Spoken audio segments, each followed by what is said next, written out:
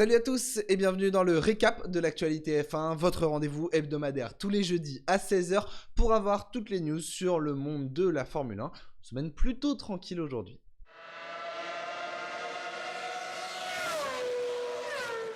Dans ce format, vous le savez, on ne revient pas spécialement sur les week-ends de Grand Prix parce que c'est pas forcément le lieu. Aussi parce qu'on suit les courses en direct sur cette chaîne YouTube. Merci à tous ceux qui étaient présents encore le week-end dernier. On s'est régalé comme d'habitude. Mais il y a quelque chose qui m'a interpellé tout au long de ce week-end et surtout à partir des qualifications quand Max Verstappen, vous ne l'avez pas manqué, a abandonné cette séance suite à un problème d'arbre de transmission. L'arbre de transmission qui était cassé. Et à ce moment-là, on a un peu réalisé que même Red Bull qui surdomine pourtant en termes de performance n'est pas épargné par la fiabilité qui affecte énormément d'écuries en ce début de saison. Tout le monde semble avoir des problèmes et parfois ça a des conséquences assez graves puisque 4 écuries, en l'occurrence Ferrari et McLaren à Bahreïn, puis Aston Martin et Williams à Jeddah, ont abandonné sur des problèmes de fiabilité. C'est donc une vraie question qui inquiète. Ce que j'avais aussi remarqué en ce début de week-end, c'est le nombre d'éléments qui avaient été changés sur les différents moteurs. Vous le savez, en Formule 1, le nombre d'éléments moteurs est limité par saison. Si on prend un exemple de la batterie, vous avez le droit à 2 batteries par an. En l'occurrence, Charles Leclerc avait déjà cassé les 2, donc il a dû en prendre une troisième et prendre 10 places de pénalité sur la grille. Mais c'était pas le seul à changer. Les 2 pilotes Ferrari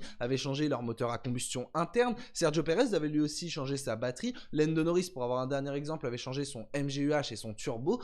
Bref, il y a des problèmes chez un petit peu tout le monde. Et c'est assez inquiétant. On a l'impression que la performance, certaines écuries l'ont, mais parfois doivent même se brider. Si je reviens sur l'exemple Ferrari, eux en termes de performance, c'est pas encore parfait, mais il y a déjà des choses qui sont pas mal. En revanche, en troisième séance d'essai libre, ils ne pouvaient pas du tout pousser le moteur à fond pour des raisons de fiabilité. Et Carlos Sainz s'en est plaint, lui disant que ça ne l'avait pas permis de préparer au mieux la qualif. Ensuite, pendant la course, on a appris que Fernando Alonso était pendant une bonne partie à l'économie en train de gérer, de préserver la mécanique. Bref, on voit clairement que la fiabilité inquiète de très nombreuses écuries en ce début de saison. Tout le monde est préoccupé et vraiment tout le monde semble affecté. À part peut-être l'une des écuries qui est le moins affectée, c'est Mercedes qui a connu très peu de problèmes. Mais eux, leur problème principal, il est sur la performance et de toute façon, ils veulent rapporter une version B de leur voiture qui nous dit qu'à ce moment-là, il n'y aura pas des problèmes. Bref, on voit clairement que ça touche tout le paddock cette histoire.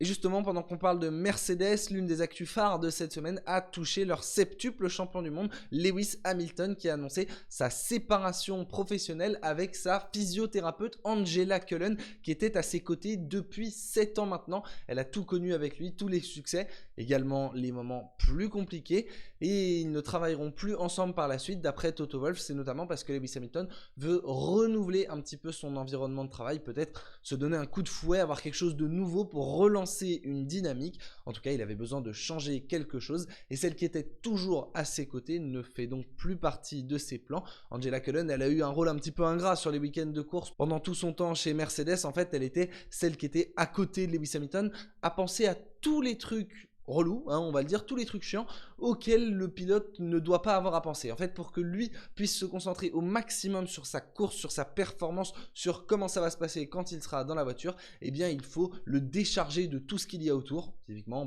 porter son casque, apporter les gants sur la grille, s'assurer qu'on va bien remplir toutes les procédures. Elle était là vraiment pour le guider et que lui puisse se mettre dans sa bulle. Mais ça allait bien au-delà de ça en réalité, puisqu'ils passaient par exemple leurs vacances ensemble, notamment pour de la préparation physique. Bref, ils étaient extrêmement proches. Et ça va faire un sacré changement dans le quotidien du septuple champion du monde.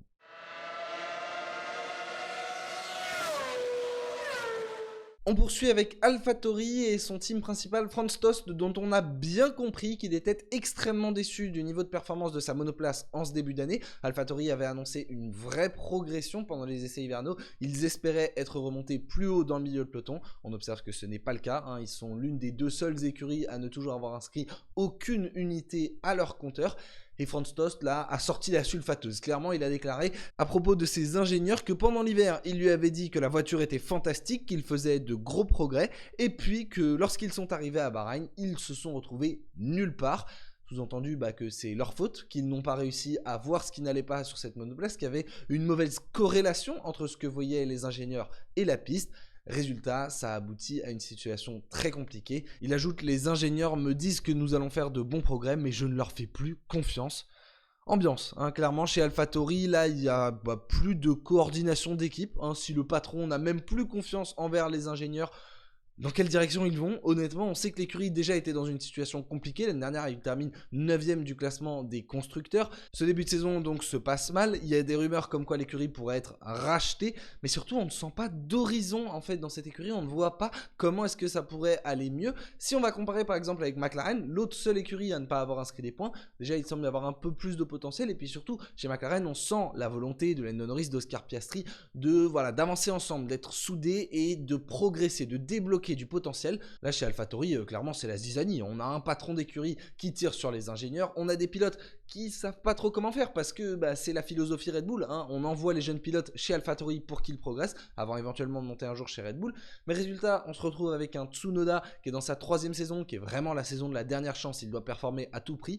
Il fait un excellent début de saison, hein. Il faut le noter, 2 fois 11ème, il s'est battu très longtemps pour les points avec Kevin Magnussen ce week-end à Jeddah. Honnêtement son début de saison est très bon, mais il y a de quoi être frustré. Et un Nyck de Vries qui doit à ses côtés s'adapter à la F1, qui débarque dans un environnement dont on sent clairement qu'il n'est pas sain en fait. Cette écurie, elle n'est pas saine, elle n'avance pas dans une seule et même direction. Et là on se demande mais vraiment où va AlphaTauri? Quelle sera la suite? On a du mal à les voir progresser. Est-ce que la vente qu'ils avaient démentie va finalement avoir lieu? C'est compliqué, mais en tout cas, si le chef de file de cette écurie tire sur ses hommes, ça va forcément pas aider.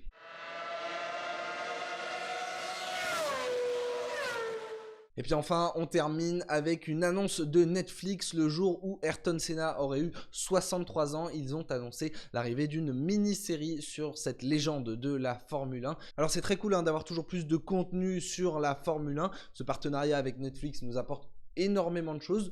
Maintenant, on espère qu'ils vont bien faire ça. J'étais un petit peu inquiet en lisant leur tweet où ils parlaient d'une mini-série sur le célèbre et sulfureux pilote de Formule 1 brésilien.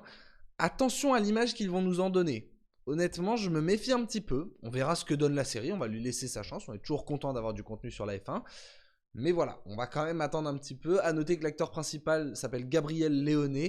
Bon, il lui ressemble pas forcément, mais on va dire que c'est un détail, hein. Si c'est bien fait, peut-être que ça passera.